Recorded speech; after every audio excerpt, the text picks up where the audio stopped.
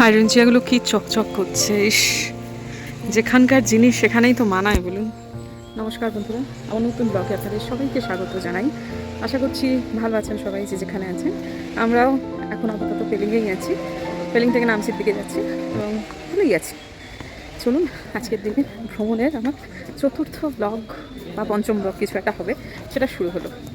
একটা দিনকে দুটো করে ভাগ করে নিলে এডিট করতে খুব সুবিধে হয়, আপনাদের দেখতেও সুবিধা হয়। তাহলে বড় আমাদের জল খাবার খাওয়া হয়ে গেছে, এবারে আমরা যাচ্ছি নামচির উদ্দেশ্যে। মধ্যবর্তী সময় হয়তো বা একটা চা পানের বিরতি নিতে পারি, তার অতিরিক্ত কিছু না। এখানে পার্কিংয়ের একটু সমস্যা আছে, সেজন্য ছেলেটি আমাদের সাথে খেতে গেল না। গাড়ি ছেড়ে যাওয়া একটু অসুবিধে, তো এখন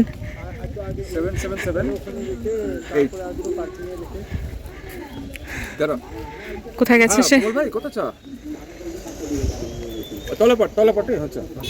আচ্ছা, নিচে দাঁড়িয়ে আছে সে। সব ঠিক আছে, ঠান্ডাটাই নেই, আর বাদ বাকি সব ঠিক আছে। প্রাকৃতিক সৌন্দর্য অতুলনীয়, মানুষজন খুব ভদ্র, শুধু খুব আশা ছিল ঠান্ডা থাকবে, ঠান্ডাটা নেই। সারাক্ষণই পারলে জ্যাকেট পরেন।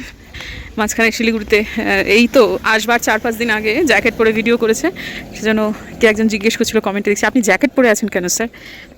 আর ইনি এটা পরে আছেন এই কারণেই যে এত জিনিসপত্র আনা হয়েছে, সেগুলো রাখার জায়গা পাওয়া যাচ্ছে না, ট্রলিতে আর জায়গা হচ্ছে না। সেই সিটের মধ্যে পড়ে থাকবে, মাঝে মাঝে আবার একটুখানি মেঘ করছে, একটুখানি ঠান্ডা হাওয়া দিচ্ছে, সেইটাকে একটু অনার করার জন্য এই একখানা জাম্বোবান পড়ে রয়েছে। কোথায় সে? কোথায় গেল? এখানে সত্যি বিশাল সমস্যা পার্কিংয়ের। যেখানে রেস্টুরেন্টটা ছিল সেটা হচ্ছে পক্ষী সংগ্রহালয়, না পক্ষী সংগ্রহালয়, বাংলাগুলো কি একেবারে পক্ষী সংগ্রহালয়। হ্যাঁ, ফলে ওই জায়গাটাতে প্রচুর মানুষজন আসেন, তা আমাদের নামচিটা আজকে যেতেই হবে, বুঝলেন তো। সেই জন্য আমরা এটাকে একটু স্কিপ করে ফেললাম। এটাতে আমরা খবর নিয়েছি যে আহামরি সাংঘাতিক কিছু তেমনটা নয়, সেহেতু আমরা ঠিক করেছি যে না, এখানে সময় দেওয়া যাবে না। কিন্তু খেতে নেমেছিলাম, এখানে ভেতরে একটা রেস্টুরেন্ট আছে যেটা অতীব খাজা, কিন্তু ঠিক আছে, আপাতত রাস্তায় অন্য কিছু খেতে হবে, কারণ খেতে আমরা কেউ পারলাম না। বোধসত্ত্ব নাক বন্ধ করে খেতে পারলাম না কেউই। চলো, তাও আমি কিছু খেয়েছি, মেয়ে তো আমার একদমই না। চলো।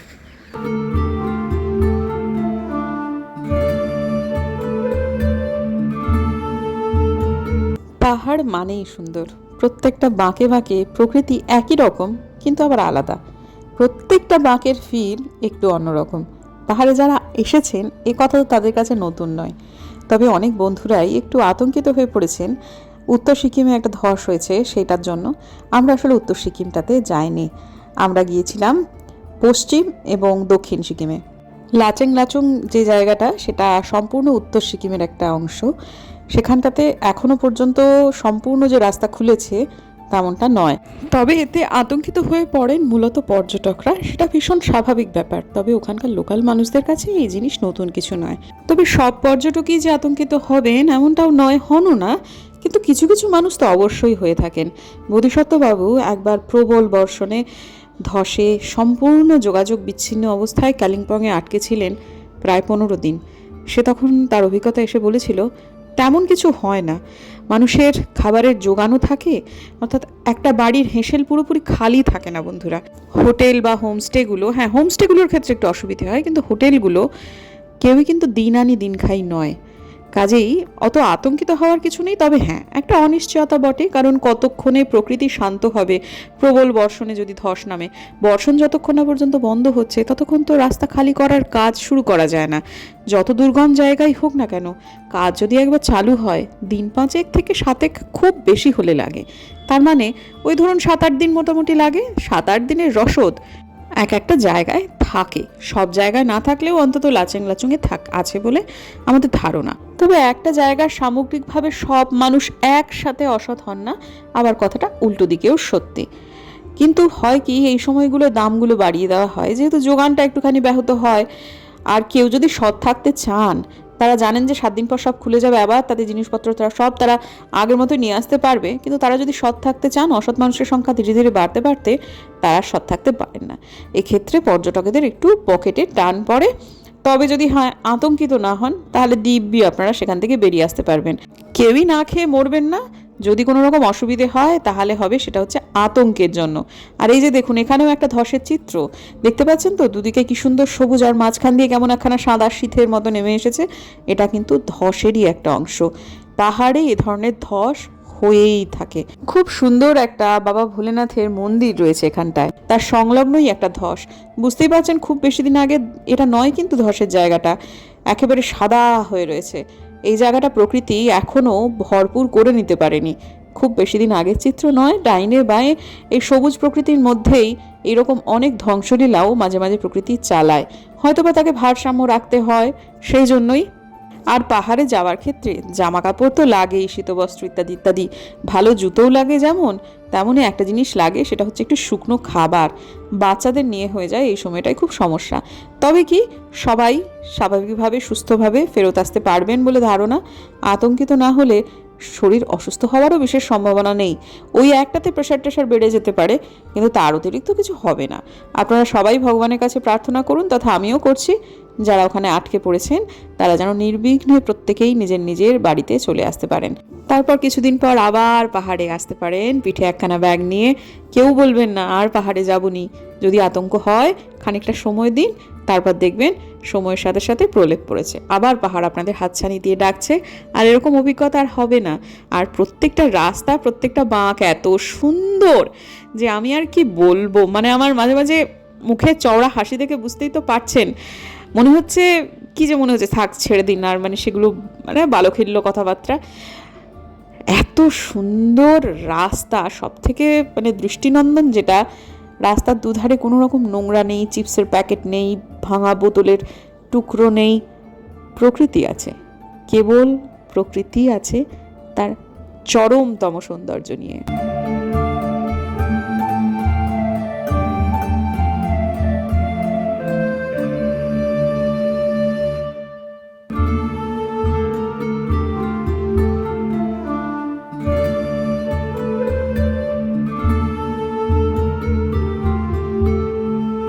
দেখুন দেখি, এ কথা ও কথায় আসল কথাটাই বলা হয়নি। এখন কিন্তু আমরা যাচ্ছি রা বাংলায় বুদ্ধ পার্ক দেখতে। প্রথমে আমাদের রা বাংলাটা প্ল্যান থেকে বাতিল হয়েছিল, পরে আবার সংযোজিত হলো। বোঝা গেল আমরা বুদ্ধ পার্কটা দেখে নিয়ে তারপর কিন্তু দিব্য নামচিরা দেখতে পারি। আর রা বাংলা গিয়ে আমাদের এত ভালো অভিজ্ঞতা হয়েছে যে বলার মতো নয়। তবে এই সময়টাতে অনেকক্ষণ ধরে গাড়ি চালানোর পর প্রত্যেকেরই আমাদের একটু চা তেষ্টা পেয়েছে। এই সময়টা তো সিকিমের বিখ্যাত সেই দুধ, তাই দিয়ে একটু দুধ চা খাওয়ার লোকটা সামলাতে পারছি না। এমনিতেই একটু মিষ্টি মিষ্টি ঠাওর হয়, কারণ দুধটা ভীষণ ঘন এবং ভীষণ ভালো হয়ে থাকে। তো এই জায়গাটাতে এত গরম যে পাখা দেখে আনন্দ পাচ্ছি। এরা পাখা লাগিয়েছে কারণ পাখার দরকার আছে, তো আমি একটু ফ্যানটা চালিয়ে দিতে বললাম। এই ভদ্রমহিলা যিনি এই দোকানটা চালাচ্ছিলেন তিনি কিন্তু বেশ ভালো জানেন, কিন্তু ওনার হাজব্যান্ডটা এত রূঢ়ভাবে এসে কিছুক্ষণের মধ্যে ফ্যানটা বন্ধ করে দিলেন, আমাদের বড্ড খারাপ লাগলো সেটা। উইদাউট সুগার চলো।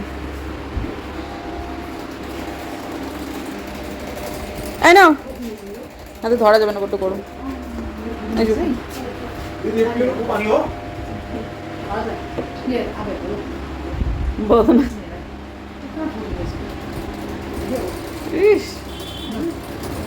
ইনুকো পানিও এই যে ওটা দিও না, ও খেতে। চাটা খুব ভালো বানিয়েছিল। আর আমরা কিন্তু এখান থেকে মোমো খেয়েছি প্রত্যেকেই 1 প্লেট করে। টুপুর ওখানে গিয়ে বসেছিল কারণ আমি একটু বকেছি তাই। আর এই হজমোলা দিয়ে দিতে চাইছিল ওর বাবা, ও লাল চায়, তো সেটাও বারণ করলো। আর আমরা একেবারে শুধু চা খেয়ে ফ্যান চালিয়ে তাদের লস করাচ্ছিলাম এমনটা কিন্তু নয়। পরবর্তীকালে কথাবার্তায় বুঝতে পারলাম প্রবল বাঙালি বিদ্বেষ। প্রবল মানে প্রবল।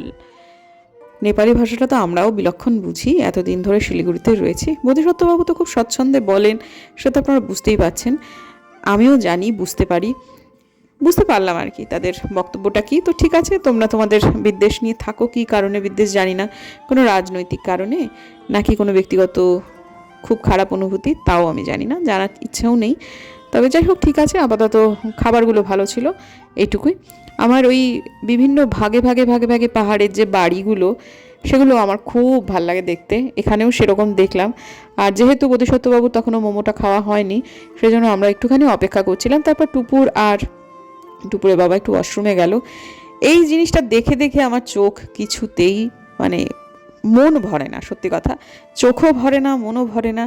যেখানেই আমি একটু সুযোগ পাচ্ছি আমি কেবলমাত্র এই সমস্ত দৃশ্যই ধরছি, কারণ পরবর্তীকালে ব্লগগুলো তো আমিও দেখবো। তো তারপর যাই হোক, মেয়ে আর মেয়ের বাবা গিয়েছিল ওয়াশরুমে, একটা ভালো ওয়াশরুম ছিল এখানটাতে। তো সেইখানটাকে বেরিয়ে ওরা ওই দিক থেকে কোনো একটা গাছ নিয়ে বোধহয় একটু আগ্রহী হয়েছে। টুপুরের গাছের ব্যাপারে আগ্রহ আছে, বোধিসত্ত্ববাবু ততটাও নেই, কিন্তু এক্ষেত্রে মেয়ের জোড়াজুড়িতে সেও বোধহয় কিছু একটা আগ্রহ দেখাচ্ছে। তো এখন টুপুর এখানে একটা ফটো তুলছে গাছের, তারপর সে জেনে নিচ্ছে গুগলের কাছে যেটা কী গাছ এবং সে গাছের ফল টল খাওয়া যায় কিনা ইত্যাদি ইত্যাদি, সেটা পরবর্তীকালে আমাদের বললো। এরপর এখান থেকে আমরা রওনা দিলাম রা বাংলার উদ্দেশ্যে। এই যে ড্রাইভার ছেলেটিও একটু ইতস্তত করছিল, ইনফ্যাক্ট বিব্রত হচ্ছিল তাদের কথাবার্তা আমরা যে বুঝতে পারছি, সেটা ছেলেটাও বুঝতে পারছিল। কিন্তু আমরা ওকে বললাম যে ঠিক আছে, ছেড়ে দাও, এইগুলো নিয়ে এই যে চা খেলাম, মোমো খেলাম, কিছুক্ষণের মধ্যে হিসু করে হাগু করে সব বার করে দেবো। আসলে কথা কি জানেন তো, কেউ খুব বিষ মনে কোনো কিছু যদি আপনাদের দেয়, সেটা খেলে একটু খারাপ হয়। তা ঠিক আছে, এরা একেবারে বিষাক্ত, মানে এই যে দোকানটা, আর আজকে বুঝতে পারছি আমাদের খাওয়া গ্রহটা কেন জানি না খুব একটা ভালো হচ্ছে না। এদের ওখানে টেস্ট ভালো ছিল, কিন্তু মানুষগুলো ভালো ছিলেন না। তো যাই হোক, ঠিক আছে, এখন আপাতত রা বাংলা পৌঁছে গেছে। আর মাঝে মাঝে হঠাৎ করে কি চমৎকার চমৎকার সব বাড়ি, কি সুন্দর সুন্দর সব বাড়ি। কোনো জায়গার একসাথে সব মানুষ খারাপ হয় না, একসাথে সব মানুষ ভালো হয় না। এখন কোনটা আমরা নেব, কোনটা আমরা ভেতরে রেখে দেব, আর কোনটা আমরা এরকমভাবে বার করে দেব, মানে দেহের বর্জ্যের সাথে, সেটা অবশ্যই আমাদের নিজেদের ওপর নির্ভর করছে। মন থেকেও বার করে দিতে হবে, শরীর থেকেও বার করে দিতে হবে। তো যাই হোক, ঠিক আছে, এখন আপাতত রা বাংলায় পৌঁছচ্ছি। এবং রা বাংলা পৌঁছে আমাদের এই উপলব্ধি হলো না ঠিক, এই জায়গাটাতে একবার আসতে হবে। বন্ধুরা, আমাদের হয়তোবা নামছি এবং রা বাংলা দ্বিতীয় আর একটা পরিকল্পনা হবে। খুব বেশি দিন হয়তো দূরে নয় সেটা, কিন্তু আর একবার হতে হবে। কারণ পাহাড়ে এসে যে জিনিসটা চাইছিলাম আমরা রা বাংলাতে, ঠিক সেটাই পেয়েছি। সেটা হচ্ছে একেবারে দার্জিলিংয়ের ফিল। মেঘ এসে সমস্তটা ঢেকে দিচ্ছে, কি অদ্ভুত সুন্দর পাহাড়ি সৌন্দর্য। রা বাংলা শেষটায় আমাদের দিকে পেলিংয়ে আমরা এই জিনিসটাই খুঁজছিলাম, কিন্তু এটা কিন্তু আমরা পেলাম না। হ্যাঁ, অনেকেই বলছিলেন যে আমরা হেলিপ্যাডের দিকটায় যাইনি। হেলিপ্যাডেতে আসলে লোকাল যারা গাইড, তারা খুব একটা যে এনকারেজ করছে এমনটা নয়। ওখান থেকে অত্যন্ত সুন্দর দৃশ্যমান হচ্ছে কাঞ্চনজঙ্ঘা। কাঞ্চনজঙ্ঘা কেবলমাত্র দেখা উদ্দেশ্য আমাদের ছিল না। তবে হ্যাঁ, এরপরে যখন কোনো পেলিংয়ে যাব, তখন হেলিপ্যাড সংলগ্ন খুব ভালো ভালো হোটেল রয়েছে, আমরা সেই হোটেলগুলোতে অবশ্যই থাকবার চেষ্টা করব। এবারে হলো না, ঠিক আছে, পরে কোনো এক সময় নিশ্চয় হবে, এবং আমরা আশা করছি খুব শিগগিরই হয়তোবা সেটা হবে। তো এখন সেই রা বাংলার বিখ্যাত যে রাস্তাটা, সেদিক দিয়েই যাচ্ছি এবং মন ভরে যাচ্ছে। বারবার বলছি, এইটাই তো চেয়েছিলাম, এইটাই তো চেয়েছিলাম।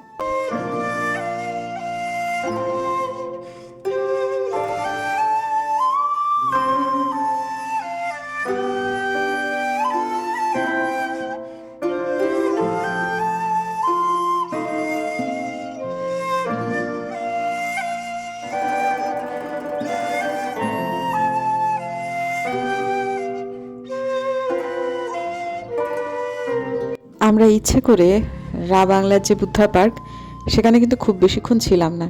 প্রথম ইচ্ছেটা এই জন্য ইচ্ছে করে, নাম্বার 1, আমরা যদি এখানে অনেকক্ষণ সময় থাকতাম তাহলে হয়তোবা নামচিটা আমরা একটু বুড়ি ছুঁয়েও যেতে পারতাম না, কারণ সন্ধে লেগে যাচ্ছিল। সন্ধ্যের মধ্যে আমাদের বাড়ির পথ ধরতে হবে। নামচির 4 ধাম 6টা পর্যন্ত খোলা থাকে। আর দ্বিতীয়ত হচ্ছে, এই যাত্রা যদি চিলিপুটি আমরা রা বাংলা দেখে নিতাম, তাহলে হয়তো বা আমাদের আর দ্বিতীয়বার আসার ইচ্ছেটা হতো না। সেই জন্য একদম বুড়ি ছুঁয়ে গেলাম, এলাম, দেখলাম, মনে প্রবল ইচ্ছে নিয়ে বাড়ি যাচ্ছি। খুব শিগগির হয় কিনা সেটা দেখার ব্যাপার, তবে প্রায় পৌঁছে গেছি। প্রসঙ্গে একটা কথা বলে দিই, আমি এর আগে যখন রামধুরা গিয়েছিলাম সেটা তখন বেশ ফলাও করে বলেছিলাম যে এই ট্যুরটা গোটাটা স্পন্সর করছি আমি। এবারও ঠিক ততটাই ফলাও করে বলছি, এই ট্যুরটা অর্থাৎ এই যে পেলিংটা সম্পূর্ণভাবে বোধিসত্ত্ববাবু আমাদের ঘোরাচ্ছেন, সম্পূর্ণভাবে। শুধু ব্লিঙ্কিটে কয়েকটি খাবার ছাড়া আমার আর কোনো কন্ট্রিবিউশন নেই, এবং আমরা অত্যন্ত ভালোভাবে ঘুরেছি। দেখতে দেখতে বাংলা শহরটি চলে এলো। বেশ ঘন শহর, ঘন বসতিপূর্ণ শহর, তবে ছোট্ট শহর। বেশিক্ষণ মানে ওই ধরুন মিনিট 5 চললেই শহরটা শেষ হয়ে যায়। আর এই জায়গাটাতে দেখতে পারলেন তো, আই লাভ রাবং লেখা রয়েছে। কি সুন্দর লাগছে জায়গাটা দেখতে, এই রকম দৃশ্যই চেয়েছিলাম। এবং তারপর এই বুদ্ধ পার্কের সামনে চলে এলাম। মেয়ে তো সম্পূর্ণ তার বাবার মেয়ে, ভারী মিষ্টি খেতে তার ইচ্ছে হয়েছে, প্রচণ্ড সুইট ক্রেভিং হচ্ছে তার। তবে সে খাবে পেস্ট্রি। তার বাবা শুরুতে গিয়ে খানিকটা দূর পর্যন্ত হেঁটে এলো বেকারি খুঁজতে, তেমন ভালো কিছু পেলো না। তো তারপরেতে বললো যে চল মা ভেতরে যাই, দেখি ভেতরে কিছু পাওয়া যায় কি না। তো তারপর প্রথমে মেয়ে বলছিল আমি নামবো না, তারপর বাবা বলল চল নাম। ভাগ্যিস নামলো, এবং আমিও নামলাম। কি যে ভালো লেগেছে কি বলবো। এক তো হচ্ছে গিয়ে কিছুক্ষণের মধ্যে মেঘে বুদ্ধদেবের মুখ পুরোপুরি ঢেকে দিচ্ছে, আমাদের মুখ ঢেকে দিচ্ছে। একটা সময় এরকম হয়েছিল, সেখানে ব্লগ করিনি, দোকানে যখন জিনিসপত্র কিনছিলাম বুম্বাদা খানিক দূরে দাঁড়িয়ে আছে, তাকে দেখতে পাচ্ছিলাম না। আর এই বুদ্ধ পার্কটা এত সুন্দর যে এইখানে ঘন্টা 1.5-2 কাটিয়ে দেওয়া যায়, অনায়াসে। টিকিট কেটে ঢুকতে হয়। আমরা এখানে বুম্বাদা আমাকে টাইম দিয়েছিল আমাদের ঠিক 8 ঘন্টা। তো 8 ঘন্টার মধ্যে আমরা ওই বুদ্ধদেবের ওই জায়গাটা দেখবো নাকি কেনাকাটা করব, সে সিদ্ধান্তটা নিতে হলো। তারপর সিদ্ধান্ত নিলাম, একটু আগেই তো স্কাইওয়াকের কাছে আমরা বুদ্ধদেবের একটি রূপ ভালোভাবে দেখে এসেছি, সুতরাং বুদ্ধদেব পেছনে তিনি বহাল তবিয়তে বিরাজমান থাকুন, আমরা বরং কেনাকাটাটাই করব। আর এই সময়টা দেখতে পাচ্ছেন তো, চতুর্দিকটা পুরো অন্ধকার হয়ে গেছে, কিছুই দেখতে পাচ্ছিলাম না। তবে হ্যাঁ, এখনও কিন্তু আমরা যথেষ্ট পরিমাণ দ্বিধায়, কি করব না বুঝতে পারছিলাম না। এখানে বুদ্ধদেবের মূর্তিটা ছিল, এখন একেবারে কুয়াশায় ঢেকে গেছে একদম পুরো। আরে এইটাই তো চেয়েছিলাম, মনে হচ্ছে এখানেই থাকলে হতো। রাবাংলা খুব সুন্দর জায়গা। হ্যাঁ, বোধিসত্ত্বের সামনে বোধিসত্ত্ব। তুমি শয্যা নেবে? আমিও তো তাই। ঠিক, ভারী সুন্দর, ভারী সুন্দর।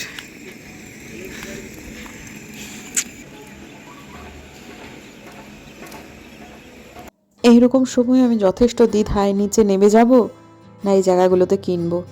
টুপুরকে তখন জিজ্ঞেস করছিলাম, মন মোটামুটি 75% এখন কেনাকাটাতে ঢুকে গেছে, কারণ বেড়াতে আসলে কেনাকাটা না করলে বেড়ানোটা সম্পূর্ণ নয়।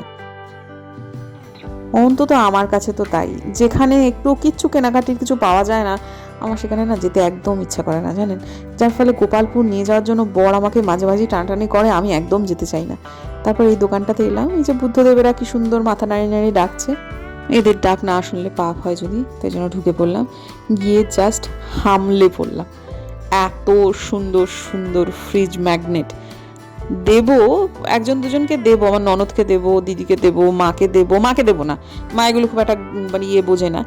মায়ের জন্য অন্য জিনিস নিয়েছি, কি জিনিস নিয়েছি সেটা পরে আপনাদের বলছি। তবে এক্ষেত্রে এত চমৎকার চমৎকার জিনিস দেখাতে গিয়ে একটা দুর্ভাগ্যের খবর দিচ্ছি। আগের দিনের আমি ইয়াক টিথ, যেটাকে ওই লকেট মতো, সেটা নিয়েছিলাম, কিন্তু আমি পরে ভয়েস দিচ্ছি তো আমি বাড়িতে এসে সেটা খুঁজে পাচ্ছি না। ছেলেটি আমাকে দিল, আমি ব্যাগে ভরলাম, তারপর যথাস্থানে আমি নিয়ে ঠিকঠাকভাবে এলামও, কিন্তু আমি যখন বাড়িতে এলাম আমি ইয়াক টিথ খুঁজে পাচ্ছি না। ওই একটা জিনিসই পাচ্ছি না। হ্যাঁ, আর একটা জিনিসও আছে, সেটা হচ্ছে যে সিঙ্গিং বোল যেটা কিনেছিলাম, সেটার যে হ্যান্ডেলটি অর্থাৎ কাঠের যে দণ্ডটি যেটা দিয়ে সেটা বাজাতে হয়, সেটাও খুঁজে পাচ্ছি না। ঠিক ব্যাপারটা কি হলো আমি জানি না, কাউকেই দোষারোপ করছি না, তবে জিনিসটা আমি পাইনি এটা কিন্তু ঠিক।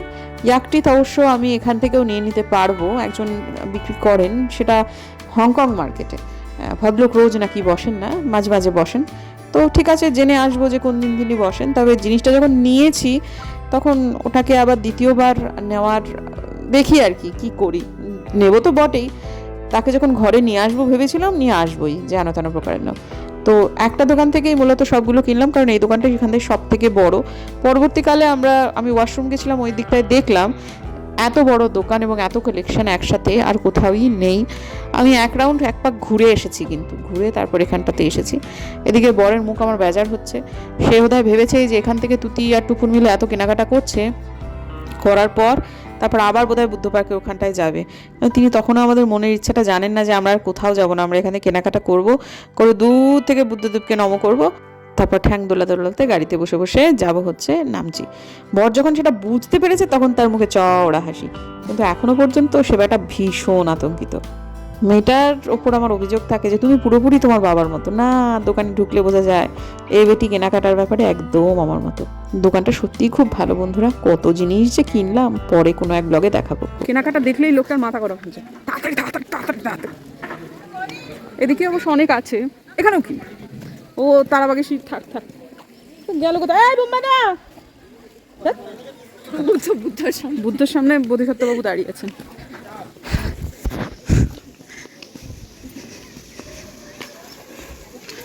নিয়েছি অবশ্যই, এতগুলো ফ্রিজ ম্যাগনেট নিলাম, তাও মনে হচ্ছে একটা নিলে হয়। 10টা নিয়েছে। আরে দেবো তো এদিক ওদিক, না আমি ওই ইভলাই আর নেবো না ভাই, আর হয়েছে অনেক। চ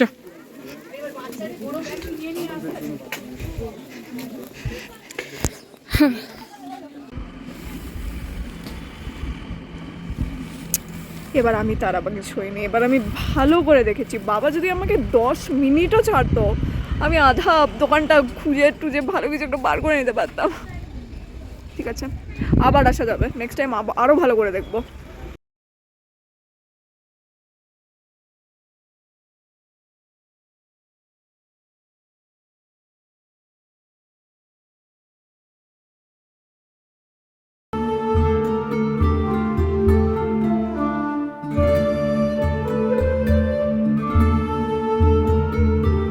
ওই যে খ্যাঁকা শুধু দাঁড়িয়ে আছে খ্যাঁক করার জন্য।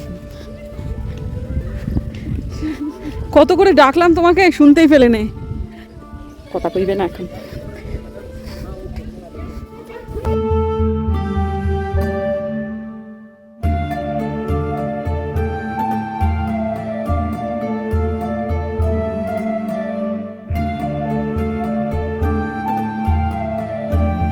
এতটা রাস্তা উজিয়ে এলাম, এতটুকু গ্লানি নেই যে এই জায়গাটা নামছি না, কারণ জানি নামলেই হয়তো আর মনে হবে যে একবার তো দেখেছি আর যাব কেন। কিন্তু এই প্রকৃতি যে বড্ড সুন্দর এবং এই অসম্পূর্ণতাই আমাদেরকে আর একবার টেনে নিয়ে আসবে। সময়টা বড্ড অল্প, বুদ্ধদেব আবার আসবো তোমার কাছে ঠিক এই জায়গাটাতে। এই কথাটা মনে মনে বলে তার চরণে একটা টুকুস করে নম ঠুকে আপাতত আমরা এখন উপরে চলে যাচ্ছি। এই জায়গাটাতে বহু মানুষ এসছেন শুধু রিল বানাতে, আমরাও পরের বার আসবো রিল বানাতে, জায়গাটাকে পরিপূর্ণভাবে এনজয় করতে। আর মেঘ রোদ্দুরের খেলা, সে তো একটা উপরি পাওনা হবে বটেই। আপনারাও নিশ্চয়ই আমাদের সাথে থাকবেন এ যাত্রায়, যেমন ছিলেন পরের বারও। সুন্দর সুন্দর অনেকগুলো ফটো তুলেছি, তবে ফিরে যেতে গিয়েও একবার একটুখানি ফিরে তাকাতে ইচ্ছে হলো। মনে হলো যে জীবন তো পুরোপুরি অনিশ্চিত বুদ্ধদেব, আশীর্বাদ করো আসতে যেন পারি।